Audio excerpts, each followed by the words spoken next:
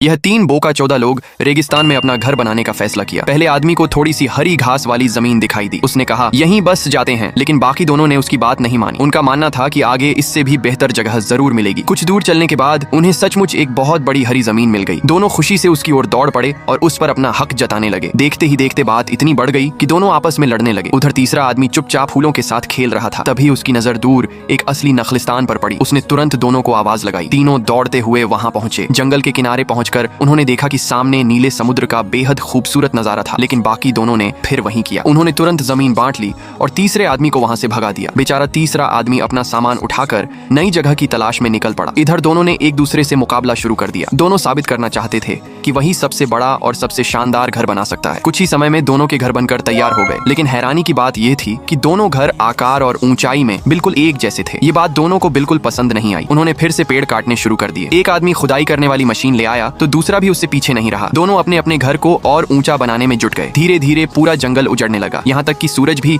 मानो यह सब देखकर शर्मिंदा हो गया। दोनों दूरबीन से अपने घरों की ऊंचाई नापते, लेकिन हर बार दोनों बराबर ही निकलते। गुस्से में उन्होंने और पेड़ काटे, लेकिन एक समय ऐसा आया जब जंगल में एक भी पेड़ नहीं बचा। तभी एक समुद्री पक्षी अपनी चोंच में मछली लेकर उड़ता हुआ निकला। दोनों के दिमाग में एक और अजीब विचार आया। उन्होंने मछलियों, कूड़े कचरे और तरह तरह के सामान से घर बनाना शुरू कर दिया। ऊपर से औजार भी रख दिए ताकि उनका घर दूसरे से बस थोड़ा सा ऊंचा हो जाए। तभी उनकी नजर समुद्र किनारे पड़े आखिरी टायर पर पड़ी। दोनों उसे हथियाने के लिए दौड़ पड़े। उसी समय एक समुद्री पक्षी उस टायर पर आकर बैठ गया। दोनों और भी ज्यादा गुस्से में आ गए। एक ने हथियार उठा लिया जबकि दूसरे ने दूरबीन से निशाना साधा, लेकिन तभी उसकी नजर दूर एक चट्टान पर गई। वहां तीसरा आदमी अपने परिवार के साथ रह रहा था। उसने चारों ओर रंग बिरंगे फूल लगा रखे थे। वह हर दिन शांति और सुकून से अपना जीवन जी रहा था। यह देखकर दोनों की जलन और बढ़ गई। वे फिर से एक दूसरे पर आरोप लगाने लगे और झगड़ने लगे। झगड़ा इतना बढ़ा कि उनकी दोनों ऊंची इमारतें ढह गईं और पल भर में सब कुछ मिट्टी में मिल गया। उधर चट्टान पर बैठा तीसरा आदमी अपने परिवार के साथ कॉफी पीते हुए खूबसूरत नजारे का आनंद ले रहा था। उसका जीवन